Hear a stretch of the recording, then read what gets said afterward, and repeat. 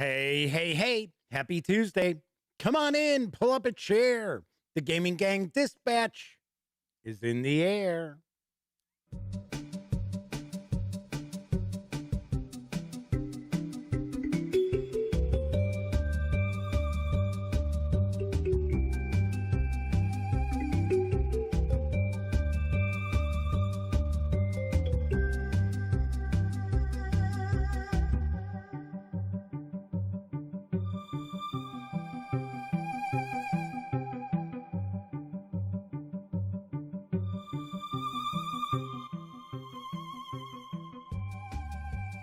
Howdy, howdy, howdy, gang. Welcome again to the Duct Tape Studios. I'm Jeff McAleer, your host here at the Gaming Gang Dispatch, brought to you by, amazingly enough, thegaminggang.com, which I happen to be the founder and editor-in-chief.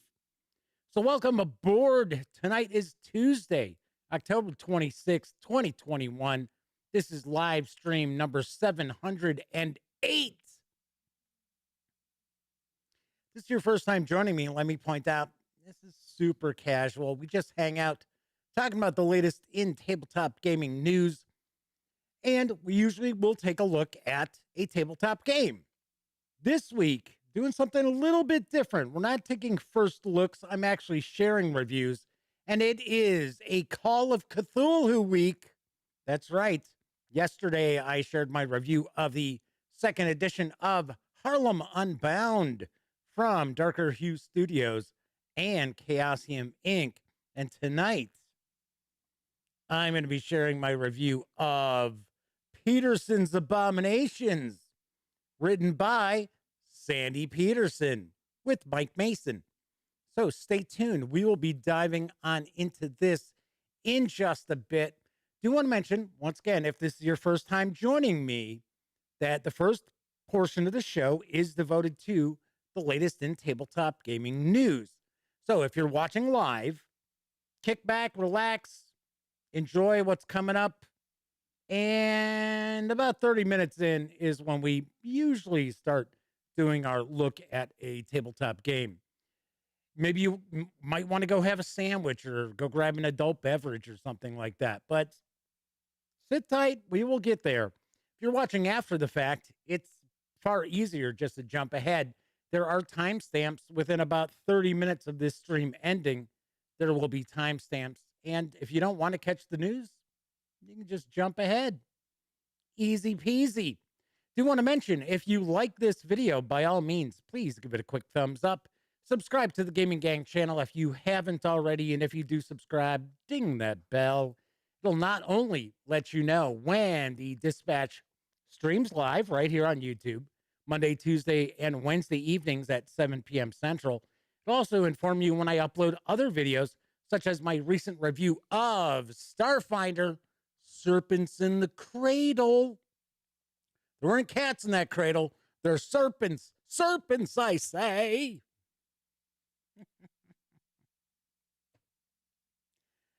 Also should mention, right now, we are in the midst of the Gaming Gang October Spooktacular 2021. And what that means is each and every day, you're going to find a brand new video featuring tabletop gaming. So definitely check that out. Also, at 9 p.m. Central every night through October, I'm hosting a spooky old-time radio show, which is destined to put a chill down your spine. So if you're looking for some Halloween fun, you have come to the right place. Also should point out, when you're not watching videos on the Gaming Gang channel, be sure to visit thegaminggang.com for the latest in tabletop gaming news, reviews, and a whole lot more. We've got quite a few reviews very recently over the past few days. We've actually, I want to say the past 4 days, each day we've also had a new review. So not too shabby. It's all been role-playing game stuff too. So there is that. All right, lastly, this is a live stream. So that means chat is available. It's not on screen. It's one of the ways I keep some of the more unusual commenters at bay. But if you want to say howdy, or you got a question, a comment, by all means, please chime in. I will do my best to respond. Do want to mention, it seems as if there are issues with YouTube tonight.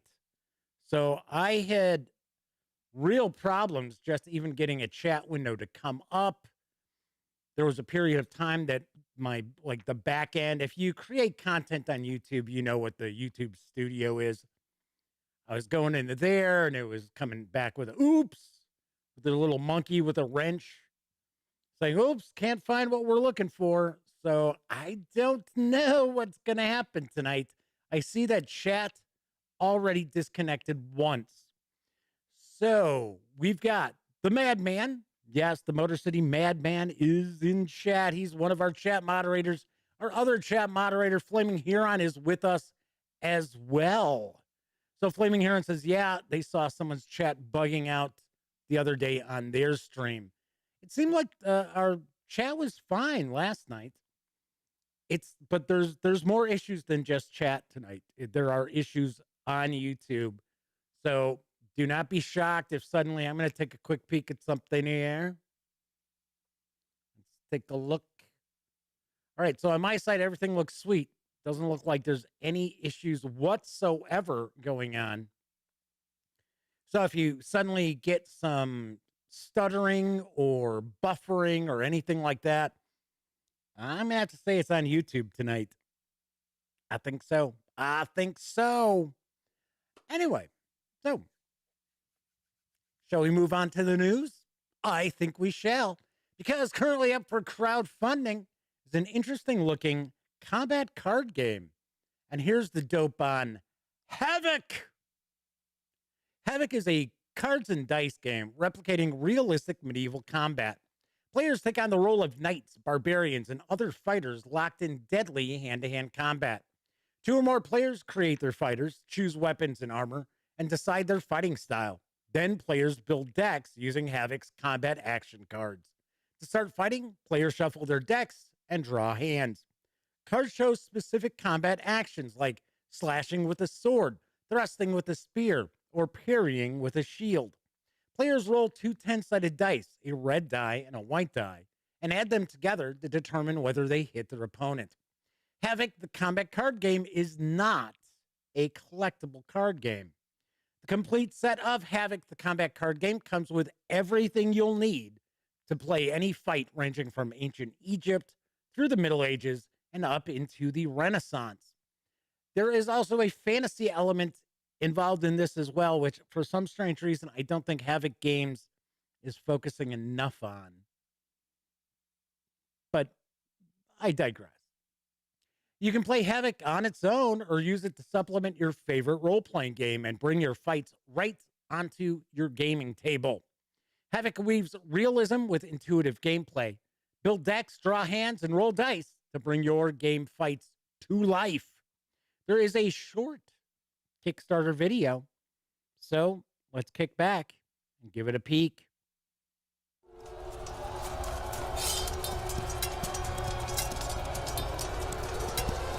Cry havoc, and let's slip the dogs of war. Presenting Havoc, the combat card game. The first card game replicating realistic medieval hand-to-hand combat. Recreate and reenact fights from ancient and medieval times. Hundreds of full-color illustrations showing fighters, weapons, armor, combat actions, and combat effects like wound and bash. Become a knight, born to fight in heavy armor, or a barbarian. The best defense is a good offense. You choose your weapons. You choose your armor. You decide your fighting style and tactics. Draw your hand and choose your combat action. Attack, defend, or pause and let the armor take it. Dice rolls and card draws determine the outcomes of your actions. Imagine bringing your fights right onto your gaming table. Havoc weaves realism and historical accuracy with intuitive gameplay. You can start playing in minutes, and with over 850 cards, the full Havoc set can keep you fighting for years.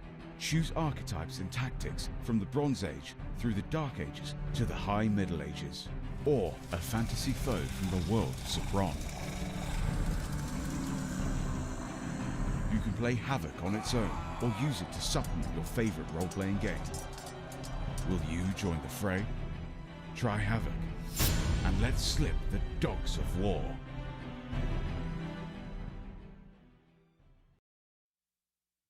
You can reserve a copy of Havoc, which will include all 864 cards and more, for an $85 pledge through November 20th. Expected delivery is next July. I want to mention, complete transparency, the folks over at Havoc Games are advertising with the Gaming Gang on our website throughout the current Kickstarter run. I got to be honest, I did not know what their goal was when they arranged advertising with me. To be very honest, I would have told them to shot lower, shoot lower than where they're at right now. But this actually looks like a pretty cool game. I do not have any more information than what I've shared with you and the video. I don't believe Havoc Games sent copies out to reviewers at all. So, but this does look kind of cool. Once again, their sell sheet info is more focused on the historical aspect of this, but there's a lot of fantasy aspects as well. There's, like I said, there's over 860 cards included in this. I think there's 15 characters or classes, something like that. Omanal has joined us in chat. Good to see you, Omanal. Welcome aboard. Let's move on to our next news piece, because arriving next month from Bezier Games is Ultimate Werewolf Extreme. Here's what I know. In Ultimate Werewolf Extreme, 3 to 25 players will use their wits to deceive and uncover deception by fellow players as they attempt to discover who among them is a werewolf. Like traditional werewolf games, Ultimate Werewolf Extreme has all sorts of roles and a moderator to run the game. But Extreme reworks this in several ways. There's a free moderator assisting app that helps create and execute games with ease, automatically scanning each player's face and role using micro QR code technology. There's an abundance of information on each card: the role name, role description, role art, team, traditional balance value, info value, moderator difficulty, wake order, wake frequency, game length impact, and special considerations. There's a new role balancing system based on information versus the number of werewolves in any size game. Optional rules increase the difficulty, such as invisible lichens, alternate nominees, celebrations after werewolf elimination that reduce village abilities, and elected judges that determine whether a nominated player is eliminated or not. Enough cards in the base game to play 3 simultaneous games of Ultimate Werewolf Extreme are included. Most importantly, the game is integrated with a new app that makes moderating easier than ever before. No more writing down all the roles and who is assigned to them, or trying to remember some of the complex interactions that happen when using multiple special abilities. The app has 2 major parts: a deck configuration tool and a game moderator assistant. The deck configuration tool creates a deck based on user set parameters, such as number of players, moderator difficulty, info value, or traditional role balance.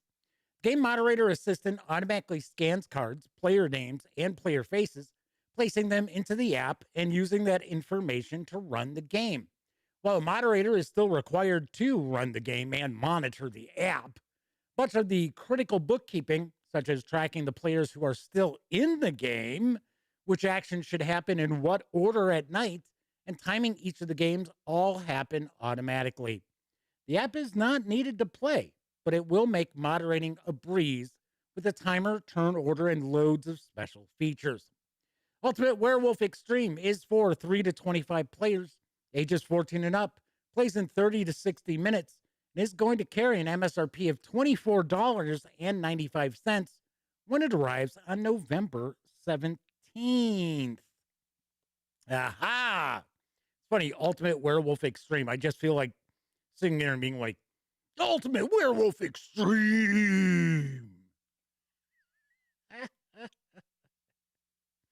Snap your victim's bones and suck out their marrow in Ultimate Werewolf Extreme.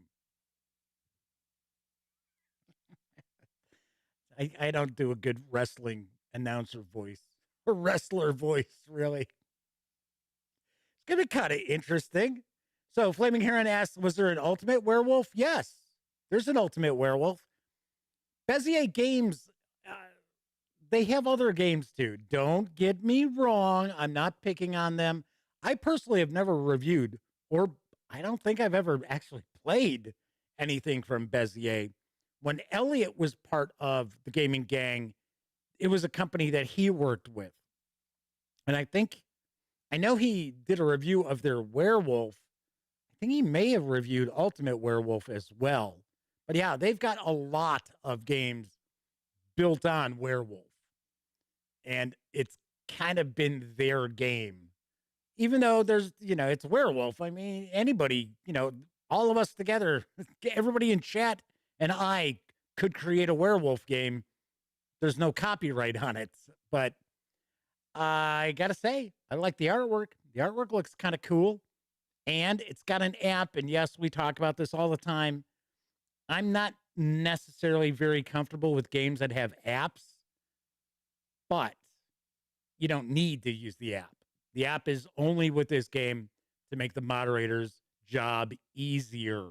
That's it. It's not an integral part of using and playing Ultimate Werewolf Extreme. All righty. Let's talk about some role-playing games, because just in time for Halloween comes a spooky new Cthulhu-inspired offer that's arrived over at Bundle of Holding. Here's a skinny on Bundle of Tentacle 6. Investigator. This Bundle of Tentacle 6 is our, obviously enough, 6th all-new collection of sanity-shattering tabletop role-playing ebooks inspired by the Cthulhu mythos. Illustrate your position in the cosmos with standalone games like Cthulhu Reborn's survival horror Apocthulhu and Gallant Knight's minimalist Tiny Cthulhu, based on Tiny Dungeon. It's kind of funny. We've talked about Gallant Knight and the Tiny system. This also includes source books and full-length scenarios for games like Call of Cthulhu, Fall of Delta Green, and Trail of Cthulhu.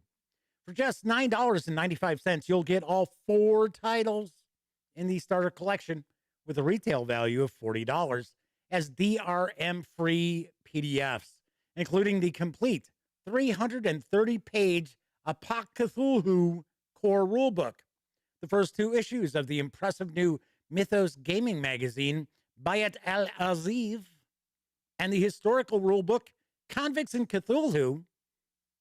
We were just talking about this yesterday, about Australia's early history as a penal colony, as well as its misery archive of scenarios and reference material. That is all for $9.95. If you pay more than the threshold price of $20.59, you'll level up and also get the entire bonus collection with 4 more titles worth an additional $67, including the standalone minimalist RPG Tiny Cthulhu from Gallant Knight Games, the Trail of Cthulhu Bestiary, Hideous Creatures by star designer Kenneth Haidt, the new Apocthulhu campaign sourcebook, Terrible New Worlds, with 4 complete post-apocalyptic dystopias, and the seafaring Tiny Cthulhu scenario, Sister of Yanthilii, or something along those lines is the name. These savings do run through November 14th, and 10% of your payment after gateway fees will be donated to this offer's pandemic-related charity, Direct Relief. Sweet. This is a smashing good deal. I see chat disconnected again. Damn you, YouTube. I'm waiting. I'm waiting for it to be worse than just chat disconnecting. You'll see. You'll see. Mark my words. I don't know. I have no idea. But we were talking about the special offer over at DriveThruRPG yesterday about Convicts and Cthulhu and its Misery Archive. And for $5, it includes 500 pages of Convicts and Cthulhu goodies. So it's got the core source book, which it is for Call of Cthulhu, is from a third-party company, Cthulhu Reborn, and a bunch of scenarios and a campaign and all this stuff for $5. Now, you can also get the Cthulhu core rulebook, which is also from Cthulhu Reborn, as well as the first 2 issues of Bayat al-Azif for $9.95. So that is pretty sweet. That is an awesome, awesome deal. Flaming Heron points out that they picked up that Cthulhu source book from the other day. I am taking a guess that they are referring to the Convicts in Cthulhu. So, yes. Once again, chat's all over the place. It's disconnected twice in the last minute or so. We'll see what we get. I will do my best to kind of try to, stay in touch with everybody who's in chat, but it's possible that you might be typing something in, drops, and it's gone. One thing that I don't know about is if the chat keeps disconnecting, I'm not sure if the chat will actually show up in the finished video. So once the stream is over, I don't know. I honestly do not know. Anyway, this is a very sweet new bundle of holding. And the funny thing is, they launched another bundle of holding today after I had already had my news all put together. So that'll be on tomorrow's show. And yes, there is a humble bundle of Warhammer Fantasy Roleplay stuff that looks pretty smashing as well. We will also talk about that on tomorrow's show. All right, let's move on to some news from Modiphius Entertainment, because now available for pre-order is the Troubleshooters role-playing game. Here's the deets. Where in the world will your next adventure take you? I gotta get a sip here. Gotta get a quick sip.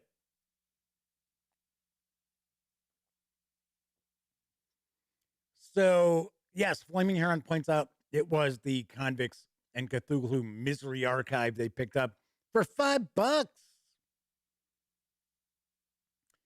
Anyway, where in the world will your next adventure take you? Welcome to the Troubleshooters, an action-adventure role-playing game of international mystery. Set in the mid-1960s in a world with mysterious temples hidden in the jungles, valleys that time forgot, mad scientists, space stations, spies with super gadgets, and villainous organizations scheming for world control, the characters live adventurous lives all over the world. No matter if it's a hunt for lost treasure, helping someone to get their inheritance, stopping spies from stealing military secrets, or foiling the octopus's evil plans for world domination, you just go on adventures. Inspired by French and Belgian comics like Tintin, Spiro El Fantasio, Yoko Tsuno, and others, the Troubleshooters takes you on exciting adventures around the globe. With gorgeous art in the same style and intuitive and fast-paced rules, the Troubleshooters sucks you into exploring exotic locations all over the world. The hardcover core book is going to carry an MSRP of $50. The first Troubleshooters adventure is also on the horizon with the U-Boat Mystery, a kidnapping, a map, a lost U-boat. There's something fishy going on in Paris. The kidnapping of journalist Pierre Martin seems to be connected to a marine expedition to the island kingdom Sido-Mianga. Or Sido-Miang. No, at the end. On the other side of the globe, clues point to the mysterious organization, the octopus, whose tentacles reach everywhere. Only a band of intrepid troubleshooters can find out how all of this is connected and solve the U boat mystery. It's an exciting adventure which takes you from Paris to a lost U boat on the other side of the world. Can the adventurers figure out who's behind the kidnapping and find the secret of the lost U boat from World War II? This adventure is suitable for 3 to 5 players, and the U boat mystery will carry an MSRP of $30. Then we also have a GM screen and dice.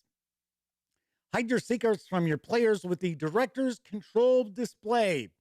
The bilingual Director's Control display gives you access to the most vital information in the game while hiding your secrets from the players. It's going to feature a GM screen with 3 portrait panels with the most vital information on the inside. It is bilingual in French and English. And it includes a gorgeous illustration by Ronya Melling, the illustrator of the game, on the outside. This GM screen will carry an MSRP of $27. Then we got the dice. Play the troubleshooters as it was meant to be played with these custom dice. This set of custom dice contains 7 6-sided dice and 2 10-sided dice, one numbered 0 through 9, the other numbered with the 10s 00 through 90. It features those 7 dice, and they also have white faces. There's special designs on the 6-sided dice, which make them easy to read the results. This dice set will carry an MSRP also of $27. Gotta say, that's pricey for dice. It's pretty pricey. Also should mention there are some other free PDF downloads that are going to be available, including the passports that you're seeing right there, which are kind of the player character sheets, I believe. And there's equipment cards and so on and so forth. One thing I don't know is I don't know when this is going to arrive. I can tell you what the MSRPs are, but I do not know when we are going to see the troubleshooters. And I did cover this before when this was announced. So usually Modiphius starts taking pre-orders on average 2 or 3 months ahead of them actually releasing books. So I'm kind of thinking that's probably what we're going to see. I would not be shocked to see the PDFs arrive maybe sometime next week or the week after that. Also should point out with the core rulebook as well as the U-Boat Mystery, if you do purchase them, the physical books, you will get a code to redeem for the PDF. So Flaming Heron said, yeah, right up there with the Fantasy Flight Games Star Wars dice. I know, but I think the Star Wars dice are a little more custom than these appear. Could be kind of an interesting game, especially if you're a fan of, like Tintin and stories like that. The kind of European espionage adventure comics. All right, my last news piece tonight. Sorchi Games has released a new adventure for Murtberg, or as Free League Publishing now says it's okay, as well as the creators of the game. It's all right to refer to it as Morkborg because they're tired of trying to get people to pronounce it the correct way. Here's the scoop on a new adventure. A piece of rotten fish. 2 feuding and starving fishing hamlets. 1 tasty, rotting carcass of a giant sea monster in between. The meat could feed both hamlets for a long time. Unfortunately, the hamlets are not in a sharing mood. Sounds like a simple conflict, but things are going to get much more complicated for the 2 hamlets. Something is stirring inside the rotting fish, and other beings are swimming closer, seduced by the sweet smell of the decomposing body. And when our scoundrels finally enter the situation, will they be the saviors, or are they instead the bringers of doom? A piece of rotting fish, I should say, a piece of rotten fish, is a 1 to 3 sessions long third-party Muirkburg adventure for 3 to 5 players, taking place someplace, somewhere along the coastline of the Endless Sea. The digital download will include the adventure as both pages and spreads, and a PDF with just images for the players to use. The 26-page adventure is actually available as a soft cover right now from DriveThruRPG for $10, or you can grab the PDF for $3.95. I had to admit, this sounded kind of interesting, and I am not a huge fan of the Muirkburg kind of adventures that are coming from third-party publishers or creators, because they seem to be more focused on just the, hey, look at how hip this is with the art style, and it's all crazy, man. It's like, kind of read it like all strange like, as opposed to actually putting together, a comprehensive adventure that makes sense. But I have heard good things about this publisher, and the adventure sounds kind of interesting. Once again, I love faction play. There's nothing better than a couple of towns of starving people. We're going to now fight over this rotting sea monster. So, thought I would share it. That is it for tonight's news. Also, want to remind you, speaking of DriveThruRPG, the Gaming Gang and thus the Dispatch is affiliated with the One Bookshelf sites. So if you are going to go visit, say, DriveThruRPG, be sure to swing by thegaminggang.com first. Click on one of our banner ads. That way, if you happen to make a purchase, I get a little portion of that sale. And all those nickels, dimes, and quarters really do add up and help keep thegaminggang.com around. Also, if you like what I do, if you like the website, if you like the channel, if you like these videos, by all means, you can buy me a cup of coffee or soft drink. And all you got to do is swing on over to paypal.me/thegaminggang. And thank you very much. There are quite a few people who pop on in and make a little donation.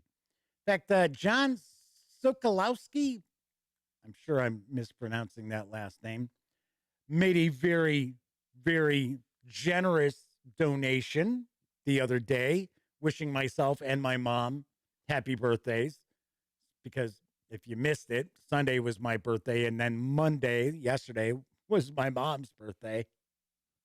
So that was kind of cool. And of course, the Madman has been very generous as well. So we've had other people. So very cool. Thank you very much. 245 Trioxin has arrived in chat. Man, they are just so curious about RockCon. It's like, how was RockCon? Did I miss it? Did I miss Jeff talking about RockCon? No, you didn't miss it. And I got to be honest, I have been super busy today, so I did not upload any images. But I will pretty much tell you what I thought. I didn't spend much time there. I'll be the first to admit. I got there Friday. I had booked a room up in Rockford for Friday night and Saturday night. So I got up there Friday afternoon. I got there kind of early, and I had requested an early check-in, which I was able to do. And I was staying about 5 minutes away from the Shriners Hall that RockCon was being held at. And I went over, and the ladies who were at the registration table were super nice, chatted with them, went inside, and weren't many people there. There were maybe 40, and a lot of tables and everything. There were some exhibitors. I was very surprised. There was Danverson Games had a little exhibit table, and they were selling stuff. It was not Dan there, because I would have recognized Dan, but I was like, oh, wow, I'm kind of surprised. But the other exhibitors were just kind of like stores. I wasn't familiar with them. I think Badger Games was one that actually had the stage, but I did not go up and check it out. It was a lot of miniature stuff, which is fine. I have no issue with that. But it was a lot of historical miniatures. And from what I saw, most of the time, and this is not unusual, because I used to see this when I went to Con Sim World out in Tempe, Arizona, when I lived out in Chandler and Gilbert and Mesa, Arizona, another suburb of Phoenix. You would find a lot of people just kind of standing around chewing the fat or sitting around chewing the fat as opposed to playing stuff. So when I was there on Friday, there were a few tables set up, but it seemed like people were more into just talking, which is fine. And I got to admit, I felt like a kid. I was like, wow. Which, I understand. I've talked about the graying of the hobby as far as wargaming in the past. But the other thing, too, was that they were having slots for the games and you had to sign up. And the slots were like 5-hour slots. So I thought to myself, well, I don't necessarily want to sign up for something, start playing it, and then maybe I'm not enjoying myself, or maybe I've got to go do something, or maybe I want to grab something to eat. And I was like, so I stopped in a couple of times Friday afternoon. And when I got back a little bit later, there were more people, there were more tables set up. But once again, it seemed to me more that just these gamers were like, hey, I haven't seen you in a year, buddy. And sitting around just, conversing and stuff. Like I said, that's fine. So Saturday went back. It was kind of the same thing. A lot more people. But once again, not a ton of people playing stuff. Just a lot of people kind of hanging around, enjoying themselves, having conversations. And I mean, it wasn't as if RockCon was like super expensive or something like that. But I mean, I had a free pass. I wouldn't complain. And I'm sure the people who went there and maybe they didn't play stuff, but hung around talking, they probably didn't mind paying $10 a day or whatever it happened to be. But I got to be honest, I really didn't do much there. I just kind of hung around, peeked around. I thought there was going to be more kind of open gaming. I thought there was going to be a wider variety of gaming. They had some Pathfinder games going on, but they were like first edition Pathfinder. And I got to be honest, I am not super keen on playing role-playing games at conventions because they just tend to, a lot of times they just turn into TPKs. But I didn't see, like regular board gaming and stuff like that. Didn't see any of that. In fact, I brought in some games and sat at a table that nobody was at. And I thought, hey, maybe somebody will come up and be like, oh, hey, Terraforming Mars, a card game. Oh, what's that? And, maybe I could get a game going. It did not happen. So anyway, I mean, yeah, I got to be honest, it wasn't really my kind of convention. And once again, I like military miniatures. I like historical miniatures. It was not all historical. I mean, there were some looked like fantasy stuff. There was one that looked pretty funny. They were setting up, and it looked like it was possibly an assault on Santa's workshop with all these like kind of Halloween themed miniatures and that. I took some pictures. I don't know how well they came out, to be honest. But just if you are into like there wasn't really wargaming going on either. It was pretty much miniatures. So if you're into historical miniatures mainly, then that would probably be a show for you to check out. And it was kind of funny because I think part of the reason why the attendance wasn't as large was there were actually 2 other conventions going on the same weekend. So there was one, I think it was It's Dragon something up in Lake Geneva. Dragon Hold, I think it might be called. I think it was a charity event, kind of like I guess all proceeds went to charity. I think that was Saturday and Sunday. And then up in Madison, it was Game Hole. And in fact, I thought it was kind of funny because when I got my badge at the registration desk, I got a little goodie bag, and then they gave me a card showing next year's RockCon was, I want to say, October 21st, 22nd, 23rd. And on Saturday when I was there, somebody came in and said, "Hey, your attention, everybody. We're changing the dates for next year," because it turned out Game Hole was going to be that same weekend.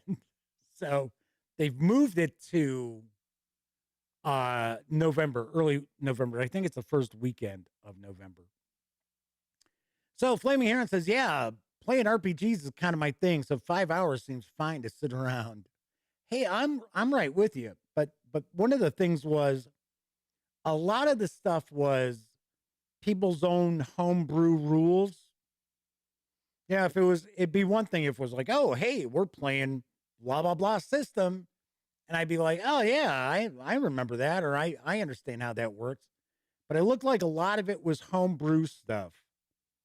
And that's where you run into, I'm not really liking this game much. I remember playing some Napoleonics one time for like 8 hours. And I got to be honest, it wasn't a homebrew system. It was actually a very popular Napoleonic system, and nothing happened.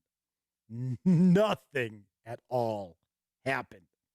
So there you go. So that was RockCon. Once again, I'm not knocking it by any stretch of the imagination. In fact, I had a nice time having a nice weekend to myself. When I had some nice food, when I had a few adult beverages at night. So watched some baseball and some basketball. So, well, I had fun. Just probably wasn't my kind of convention. All right. So I know folks out there are going to be tuning in because they want to take a peek at and find out what I think of Call of Cthulhu, Petersen's Abominations from Chaosium Inc. It's written by Sandy Petersen with Mike Mason. Artwork is provided by Lee Simpson, M. Wayne Miller, and Evgeny Melashevkov. Man, I'm telling you. Grigoris Petersen and Victor Leza. Man, butchered all those names. All of them except for Sandy Petersen, Mike Mason, Lee Simpson, and M. Wayne Miller. I don't even know if I pronounced Victor's last name right. The funny thing is, too, I think Victor goes by a much longer name now. So, anyway, this 200-page hardcover arrived in 2017, so this has been out for a while. It does carry an MSRP of $39.95. You can grab the PDF over at DriveThruRPG for $19.99, although right now it is part of the Halloween sale, so it's available for less than $14. It's $13 and change. So let me grab a quick sip here, and we're going to swing on over to the other camera. Because here I've got Petersen's Abominations, 5 epic tales of modern horror. A little bit of background about these adventures. I guess Sandy Petersen, no matter why he would be at a convention, and he even points out that he has worked on games that have sold far, far more copies than Call of Cthulhu ever has. Age of Empires for PC is a good example. But he said no matter what convention he goes to for whatever reason, he's always asked to run Call of Cthulhu because, of course, Sandy is one of the creators, in fact, the main creator of Call of Cthulhu. now celebrating its 40th anniversary. So these are 5 adventures that Sandy Petersen has run at conventions. So there's a couple of things also you need to keep in mind with these adventures. They tend to be deadlier than games that would be part of a campaign because these are all one-shots. They're not necessarily single session, but they are one-shots. They all have pre-gen characters. So keep that in mind that they are one-shots and they can lead to some TPKs pretty easily. The fine folks over at Chaosium Inc. were kind enough to provide me with this review copy.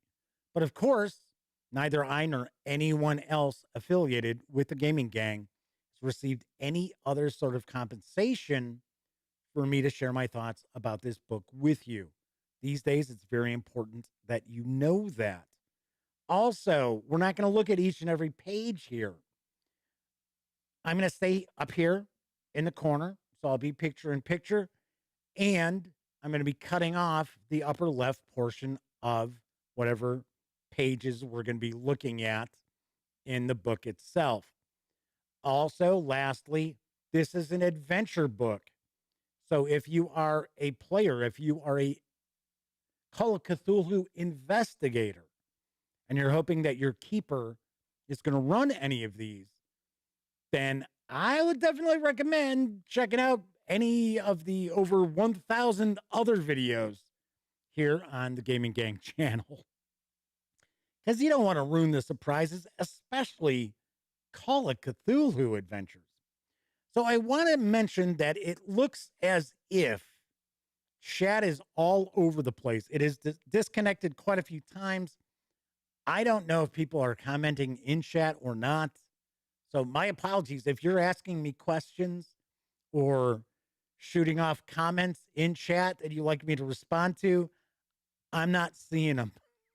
So just so you know, as we had talked about earlier, it seems as if YouTube's having some serious issues this evening. All right, we're going to jump on in. So what I am going to do here is I am going to kind of give you a bit of a feel for these adventures and tell you what I like. There might be some things I'm not super keen on, and basically tell you if I think this adventure collection is worth picking up. Once again, these are all modern adventures, so keep that in mind.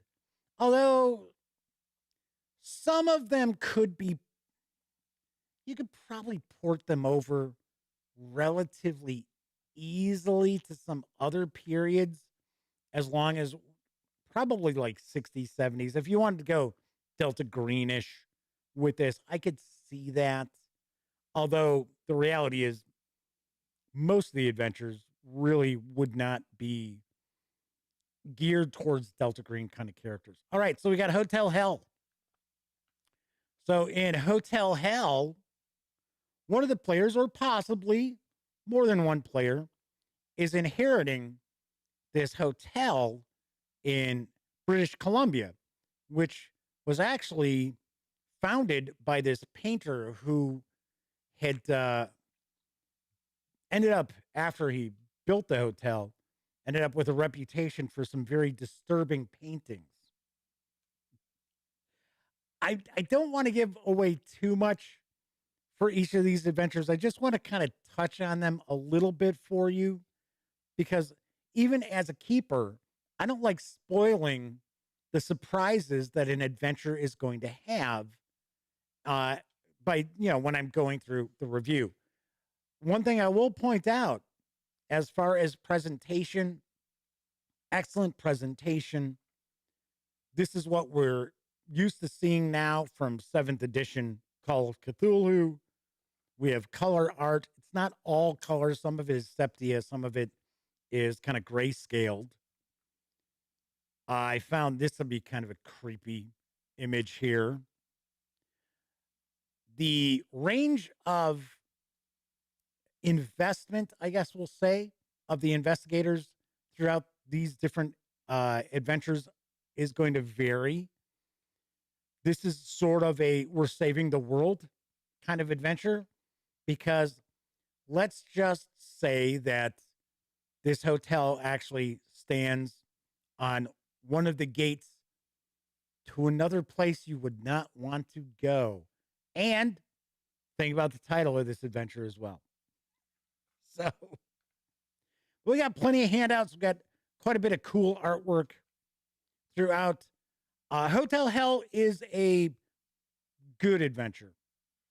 I do think that it is a pretty good adventure. And of course, once again, each of these adventures will have pre-generated characters. Then we have the Derelict, which I think, in my opinion, I think this is the weakest of the adventures that are in this book.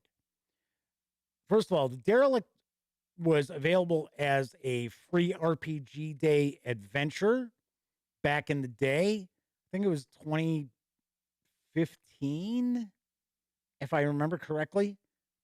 Might have been 2016, but this was made available as the free RPG day adventure.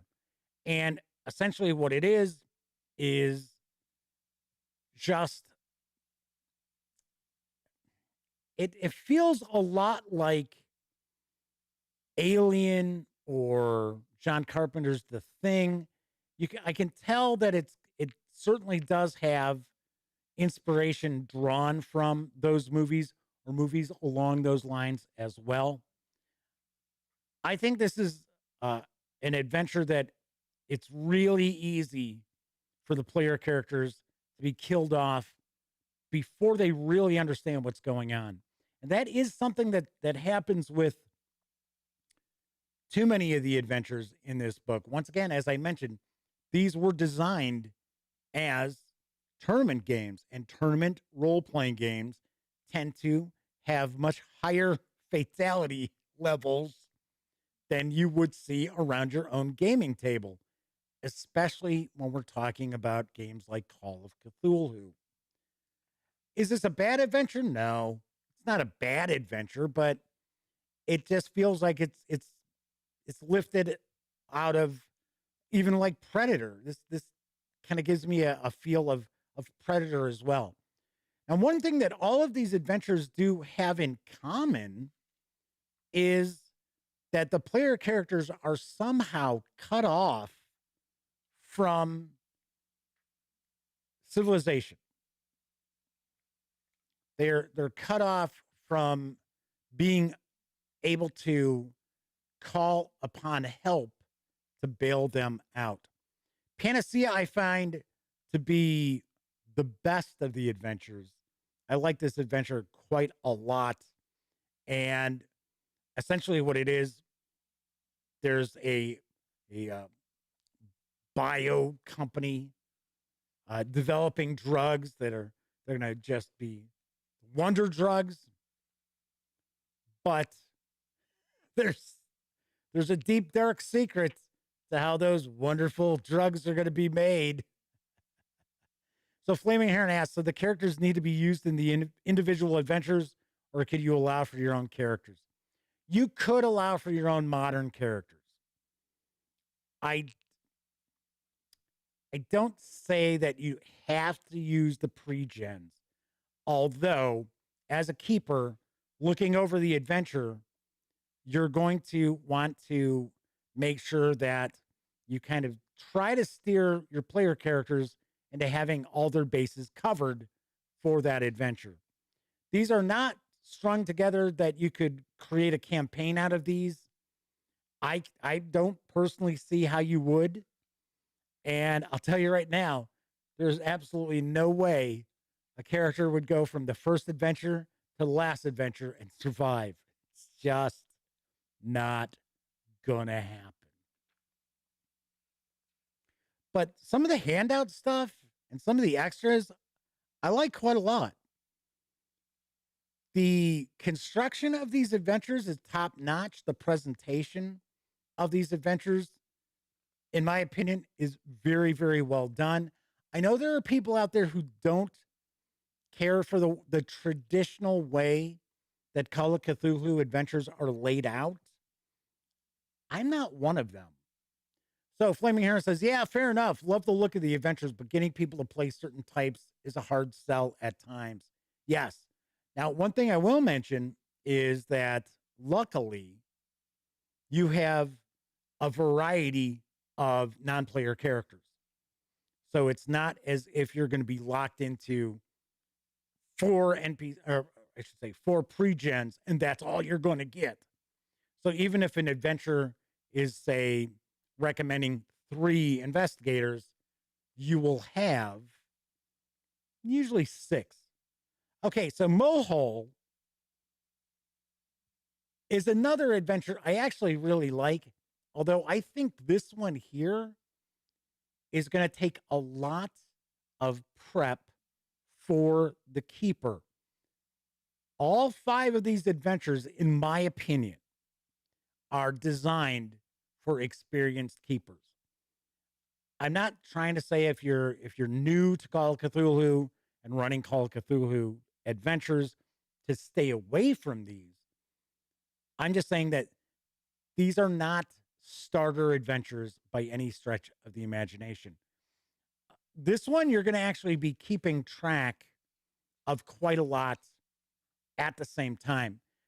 So what's going on here is it's a sea platform. It's like a oil rig platform that is drilling down to this marvelous new energy source. You know how that always leads to trouble.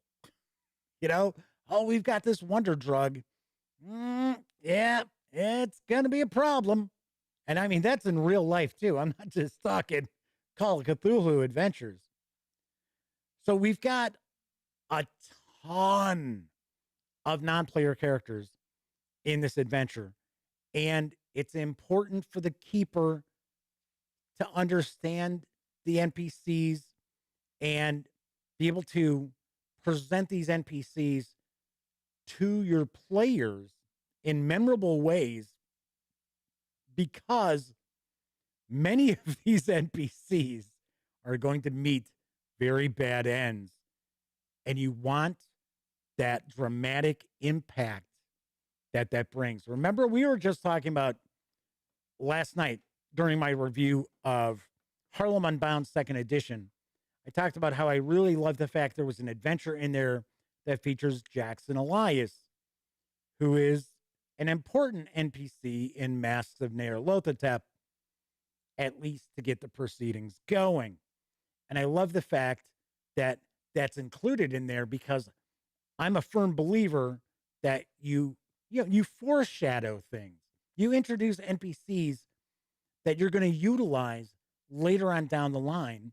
And usually they're going to come to a pretty sad and sorry end, but that's what brings all that emotional impact at the gaming table. You want these NPCs to sing, not necessarily as singers, but you want each of them to stand out. Thankfully, the NPCs do have enough of background laid out for you to be able to utilize that as well, to make each one individual, rather than, oh, look, there goes red shirts 32 and 33 to their doom. So Andrew Milcevic, my apologies for no doubt mispronouncing your name, says they might have to pick this up because Hotel Hell is set in British Columbia and that's where they live. You'll have to tell us if you do pick it up. You'll have to let us know how accurate it was.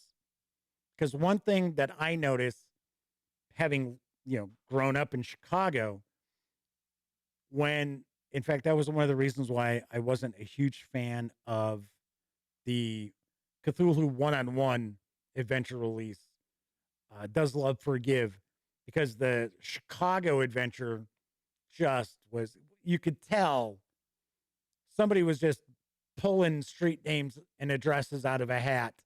And it was like, you do not know what Chicago was like in the 1920s or 30s, or even today. It's like, oh, somebody was looking out of this apartment building and they saw this across the street. And it's like, no, There was no apartment building there at that time. And if there was, you wouldn't have seen that. So those kind of things kind of, kind of irritate me a little bit. But like I said, I think this is a really good adventure.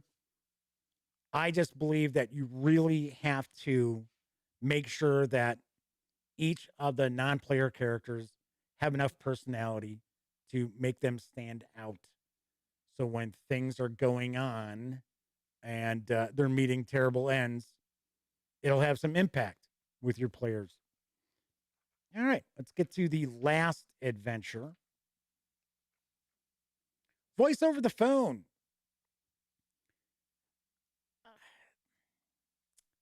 I'm kind of torn on this adventure.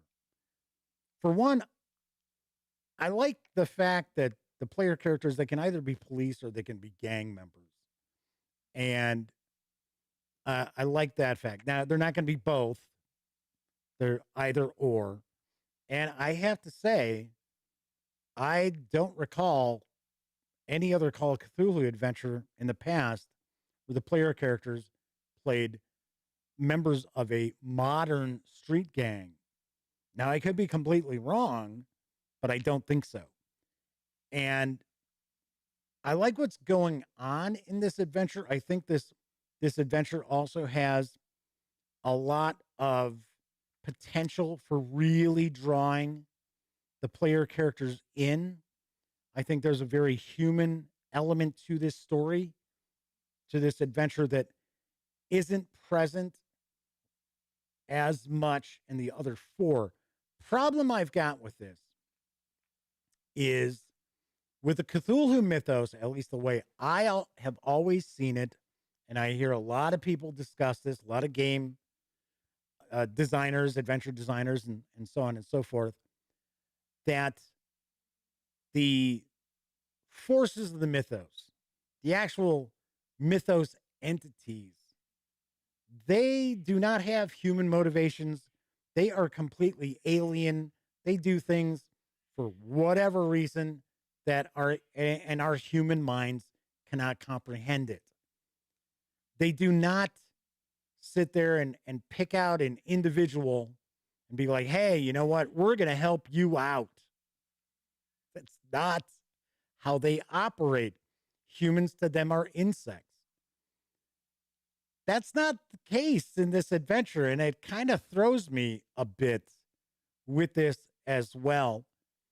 That it's kind of like, hey, it would be like Cthulhu, sleeping Cthulhu suddenly saying, hey, Joe Bob, I want you. You're going to be my guy. It just doesn't happen. So the madman says, talking about things getting details wrong. The movie Bird on the Wire, Detroit isn't hilly, and you can't take a ferry from Detroit to Milwaukee. No, you can't. This isn't a terrible adventure. Like I said, there's aspects of it that I do like. I would say it's my least favorite of the adventures is the derelict. And I would say my second is Voice on the Phone. And I think the other three adventures are really, really good adventures. I would say these are solid. I'm not trying to talk anybody out of trying to run the derelict or Voice on the Phone. They just don't grab me. And I think possibly the derelict may not grab me because I remember the adventure from Free RPG Day, and I just thought it was okay. As far as I could tell, I think it's been fleshed out a little more than what you got with Free RPG Day. And we got our handouts. As always, our handouts are very cool.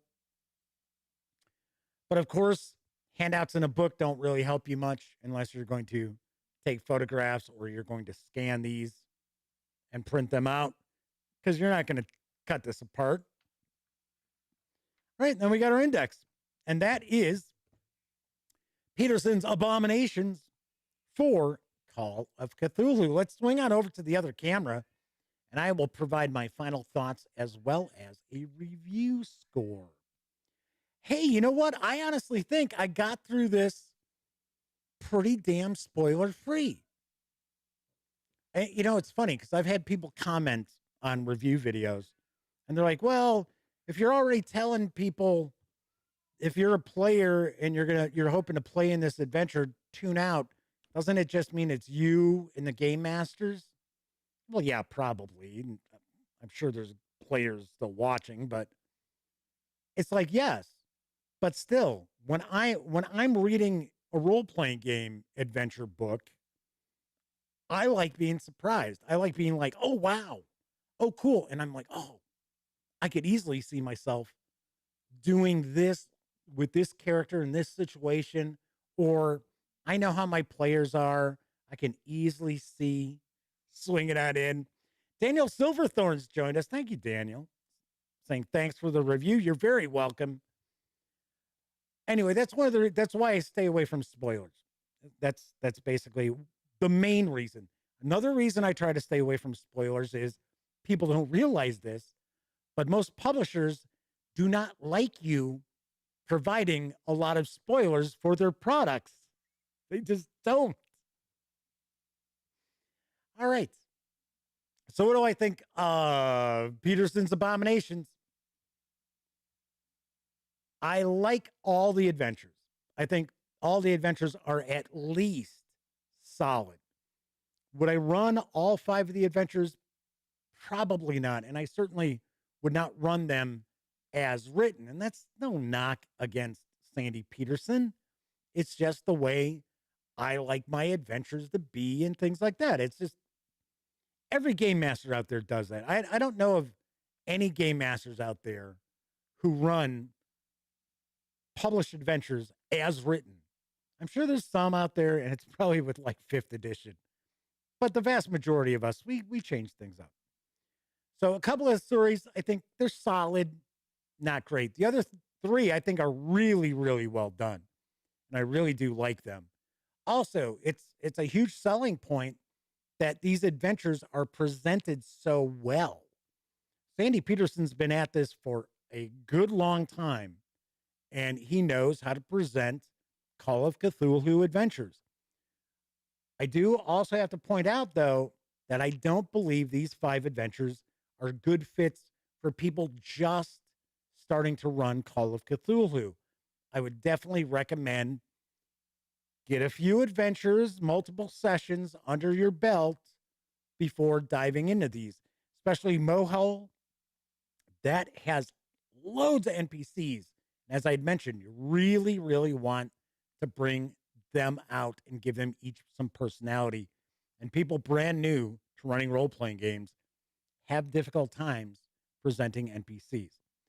That said, I really like Petersen's Abominations. I think the adventures are a lot of fun.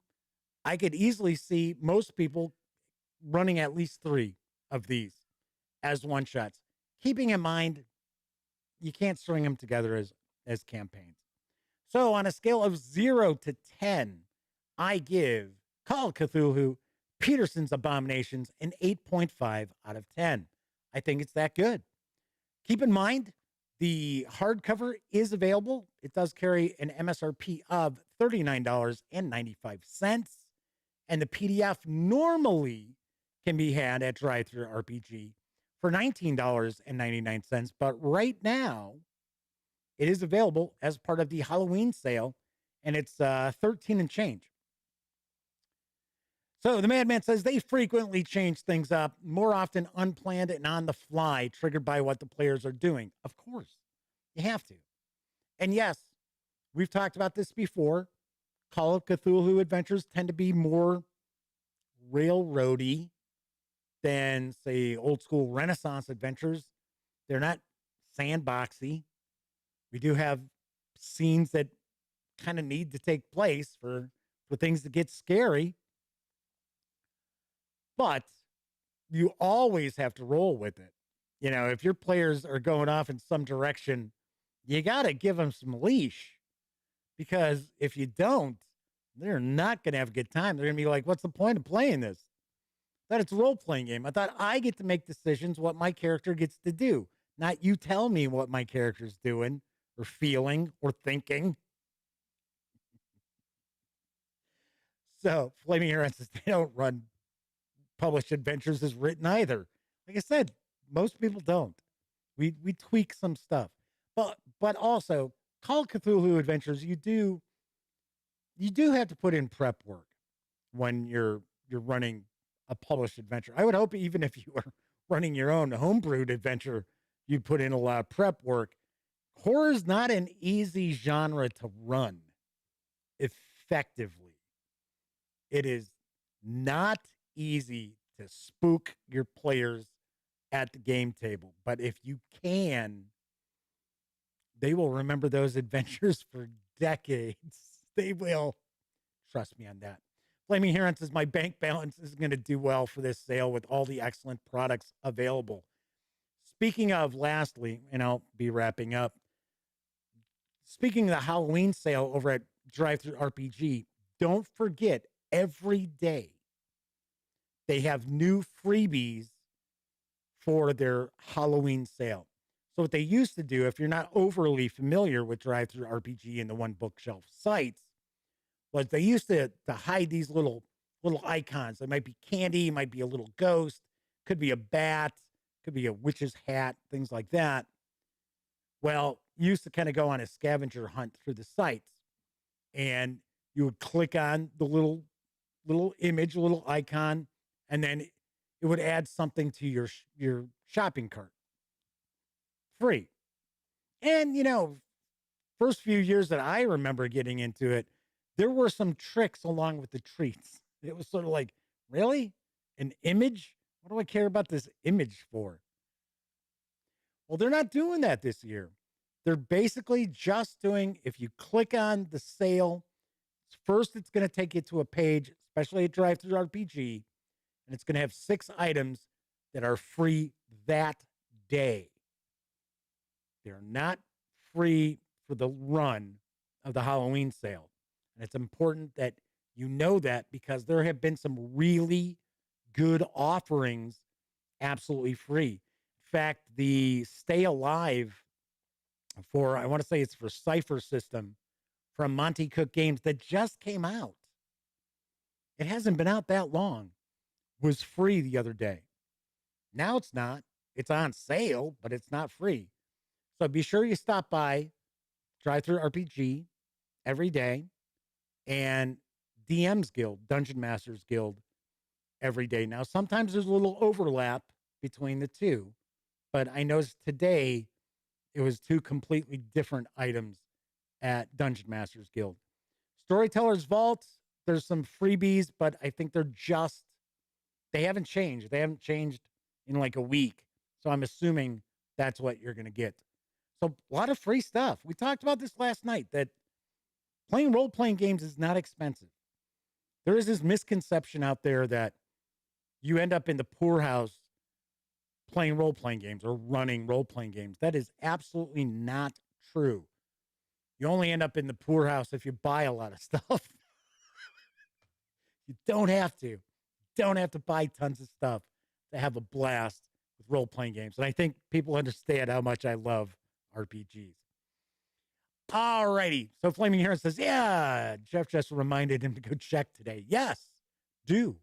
Make sure you do. All right, that's it for tonight's show. If you like this video, by all means, please give it a quick thumbs up. Subscribe to the Gaming Gang channel if you haven't already, and if you do subscribe, ding that bell. We'll not only let you know when the Dispatch streams live right here on YouTube, Monday, Tuesday, and Wednesday evenings at 7 p.m. Central. Also let you know when I upload other videos, such as Thursday's upcoming first look at the Witchlight Carnival dice set and miscellany from Wizards of the Coast. And we're also going to take a look at the Dungeon Master Screen Dungeon Kit. So we'll be taking a peek at this as well. I'm going to put it all together in a Thursday video. So remember, I do not stream live on Thursdays, but because we are still in the middle of the October Spooktacular 2021, every day there's a video. So if it's Monday, Tuesday, or Wednesday, it's this show. But the other 4 days of the week, other videos. And don't forget, every night, 9 p.m. Central, I'm hosting a spooky old time radio show. And we're in the home stretch. So we are going to be listening to the famous War of the Worlds broadcast and one of my all time favorites, Donovan's Brain. Sure.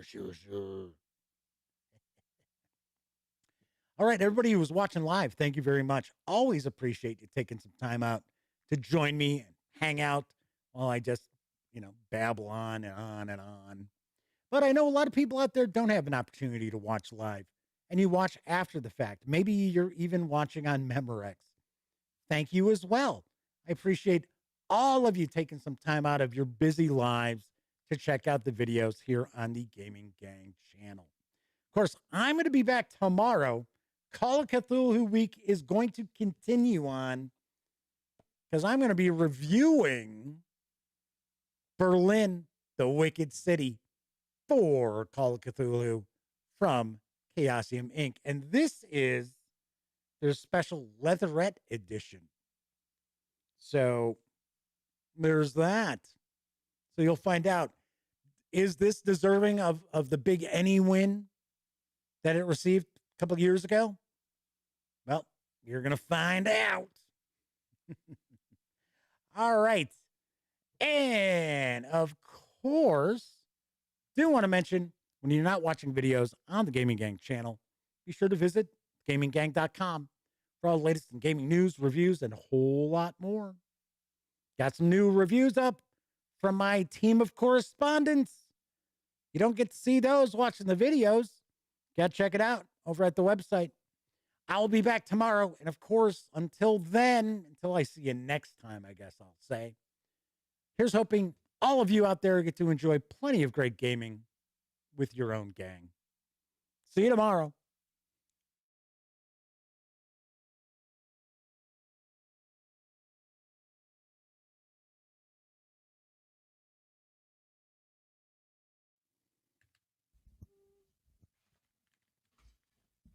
Oh, you're still here.